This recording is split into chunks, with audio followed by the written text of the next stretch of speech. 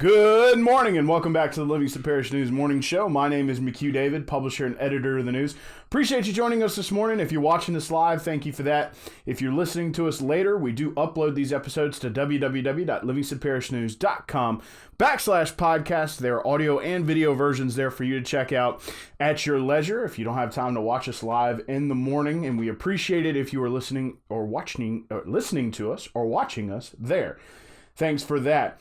Traffic today, relatively normal, little lighter on the delays. So far, no accidents, but there are delays just after the Denham Springs I-12 intersection if you're heading on I-12 westbound into Baton Rouge this morning for work.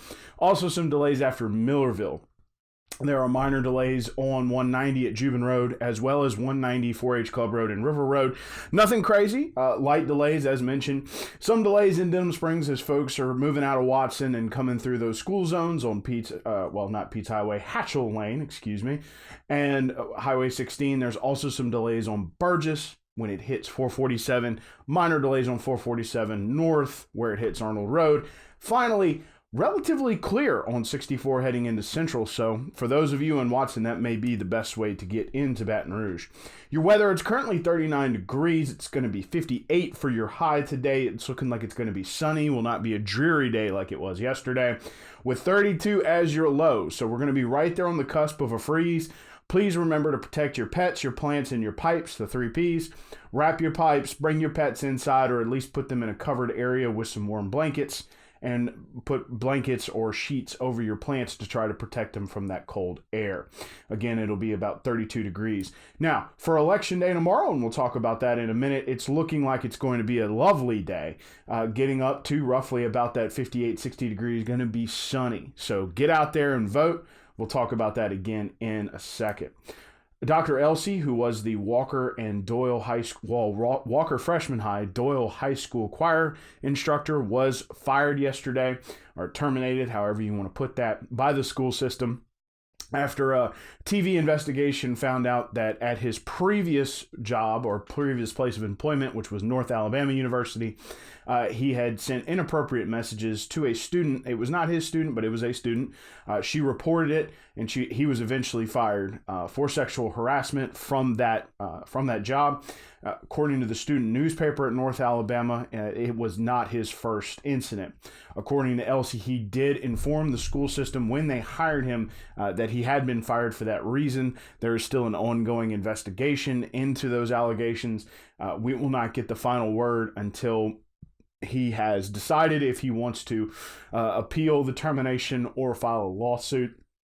As of right now, the school system is unsure, but they are making no further comment until Dr. Elsie makes his decision on whether or not he will accept his termination.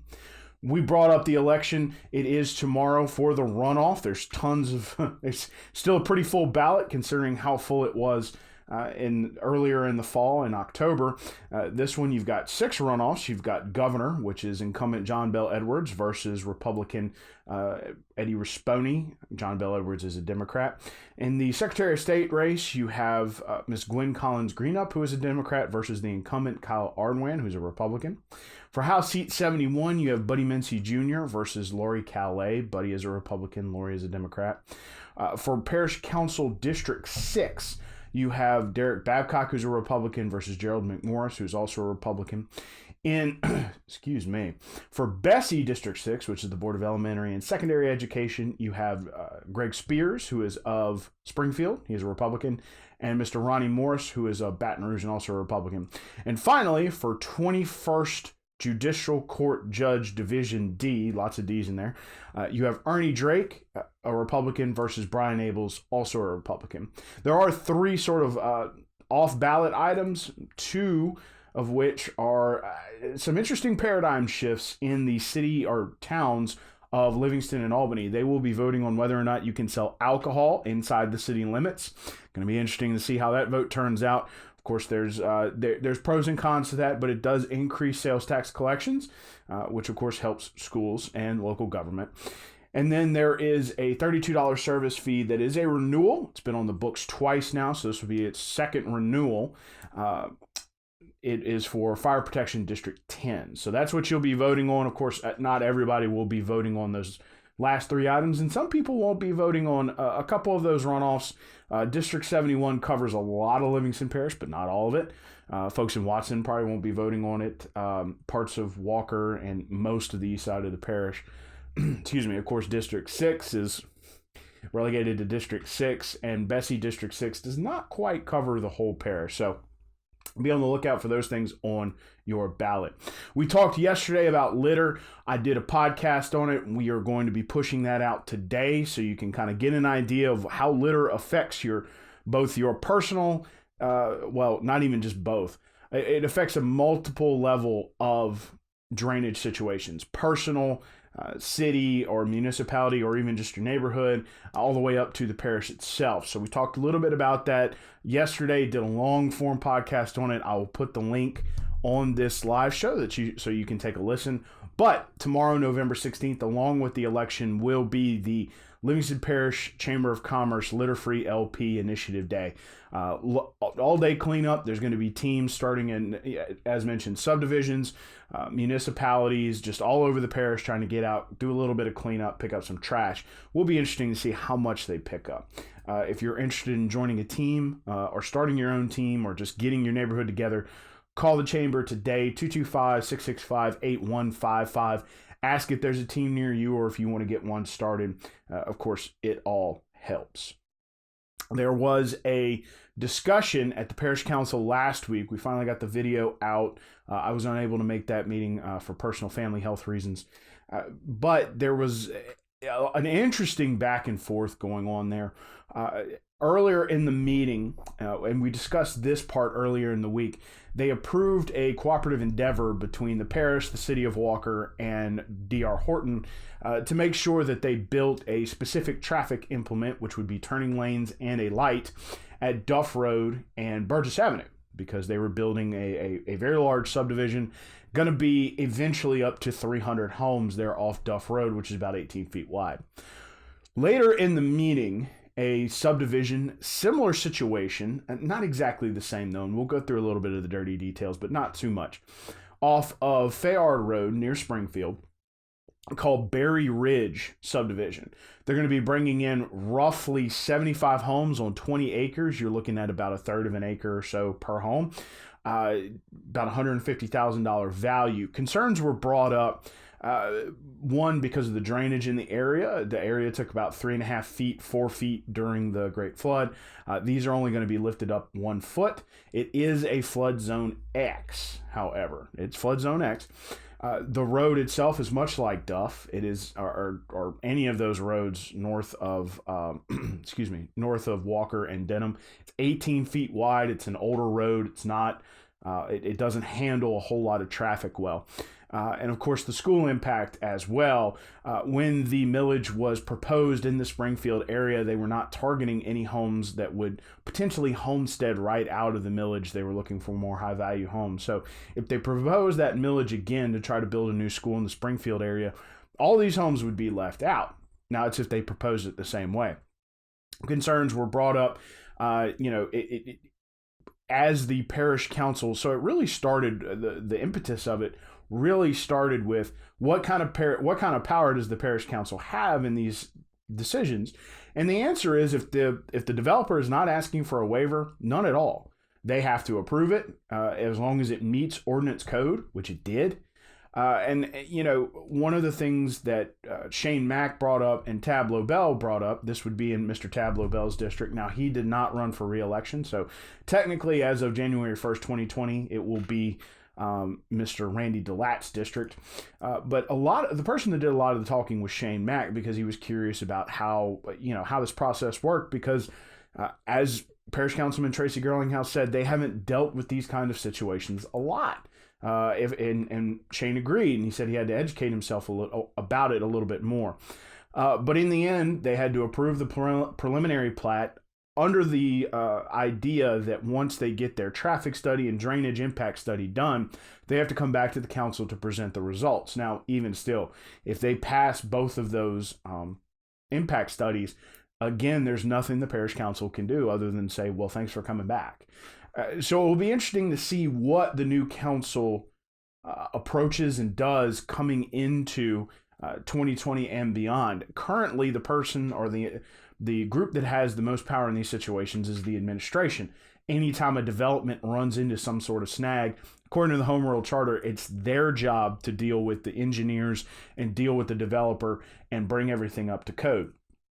So it'll be interesting to see if the council even touches that, if they even worry about it. One of the things that all that led to was Tracy Girlinghouse, one, bringing up the fact that they had just discussed it about a subdivision not 20 minutes before. That would have been the Foxglove scenario north of Walker. That, as he said, comes up a lot here on the western side of the parish.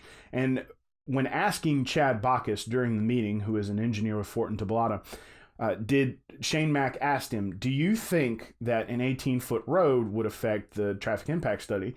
And Chad kind of laughed and said, we have a lot of 18-foot roads in Livingston Parish, and it's never affected a traffic study before.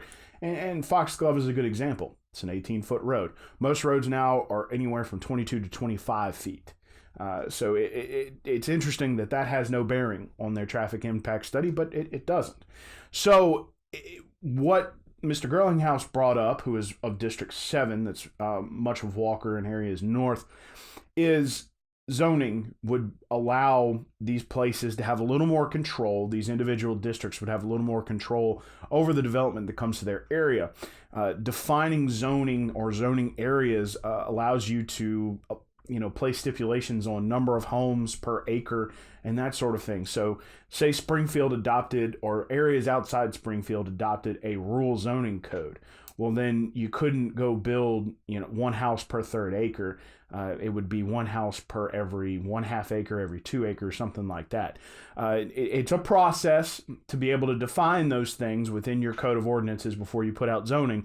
But Girlinghouse is hoping that this will be sort of a unifying, or the beginning of a unification of the council and trying to figure out the zoning pathway for the parish going forward. So I know that was a lot. The story's online, www.livingstonparishnews.com/news. It'll also be in next week's paper if you want to kind of dive into it. But it's definitely, the timing of it, I think, was a little frustrating to Girlinghouse at first, but then he sort of turned it into an opportunity to present zoning again, which had become mostly because of the election, had sort of fallen off the wayside. The parish council did pass the 2013 Envision Livingston Master Plan back in September, at their second meeting. Unanimous passage, by the way. All 9 members were there, and it passed unanimously. However, getting it moving forward, especially since, that next time they met, there was an election and the runoff, and now you're going to get into the holiday season. It may be a while before they can push forward on that. One of the things for zoning that the Envision Livingston Master Plan did bring up is that a parish planner is probably necessary to be, and that would be a full-time job to help implement zoning. So that conversation has resurfaced, and I think Mr. Girlinghouse is going to take this and run with it, and we're probably going to have him back on the show, try to keep the conversation going, even moving into the holiday season. So please, just because the holidays are around, don't forget that the news is still happening, albeit maybe a little slower. So getting out of the news, getting into sports, it's basketball. We started covering basketball last night over at the Doyle Jamboree. They topped French Settlement. That would be girls basketball. As we roll into this, our basketball section will be coming out in 2 weeks, just before the parish tournament. But hoops have started, which means we'll also be able to finalize some homecoming. So that'll be interesting. So basketball has kicked off. But as volleyball playoffs ended last week, we're still in football season. Playoffs start tonight. Excuse me.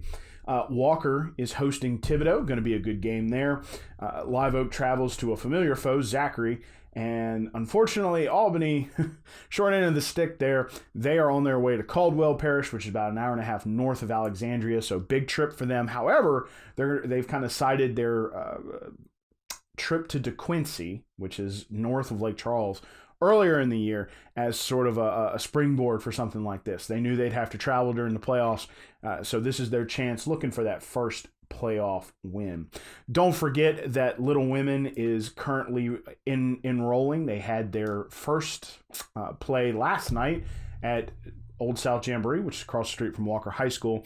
Second play will be tonight. Doors open at 6. Play starts at 7. They have hot chocolate and coffee, $15 at the door. There's one show tonight, one show Saturday night, and a matinee at 2:30 on Saturday.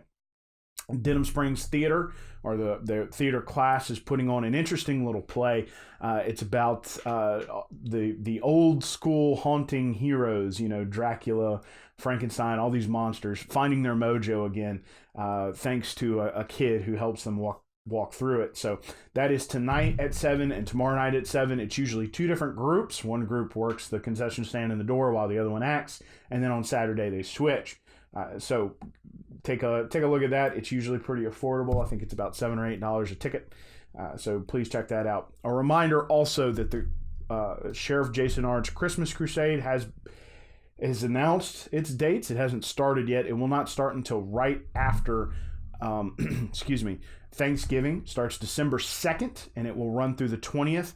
You will always be able to find them at any of the Walmart locations in Denham, Walker, or Watson, as well as Bass Pro Shops. You can just go drop off some toys.